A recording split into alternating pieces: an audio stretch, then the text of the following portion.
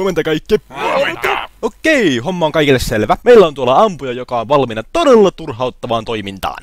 Ryhmä 1, te menette ensin, joten olette hitaita ja tyhmiä. Miksi minä aina joudun ryhmä 1? Ei minua voi ampua loputtomiin, se ei ole hyväksi terveydelleni. Hei, sä tiesit riski, kun sä ryhdyt tähän hommaan, Kamu. Aamika synt niitä lihapulasämpylöitä. Eipä syntääkään vaikka pilvessä samalla. Lentelette sitten päättömästi ympäriksi. Hyvä. Okei, väliryhmät. Säästäkää ruokaa ja huumeita, mä tarvin teidät selvinpäin. Mutta kuitenkin ammuttavina, että peli jatkuisi. Ai niin, ja tässä on parit luotiliivit. Ne kestää 2-3 iskua ennen kuin hän pystyy ampumaan teidät. Mutta voitte silti lentää.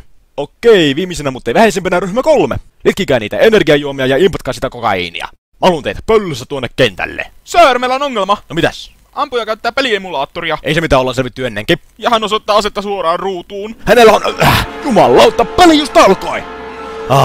Ohjekirjassa ei mainittu mitään tällaisista päivistä. No niin kaikki, kuunnelkaapas! Meillä on täällä 4. luokan huijari, jotta meidän on pantava kovaa vastaan. Käynnistäkää salaisuus RD601. Mikä tuo on? Täydellinen ase. Yhdistelmä kristalliminttua, suihkaribensaa ja kalapuikkoja. Herra Jumala. Jos se perusläpi haluaa leikkiä kovaa, me leikitään kovaa.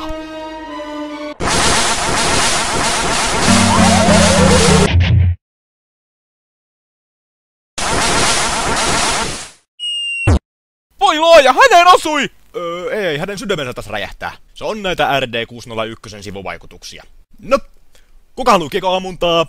Ei kukaan? Joku? No joo, se on aika tylsää.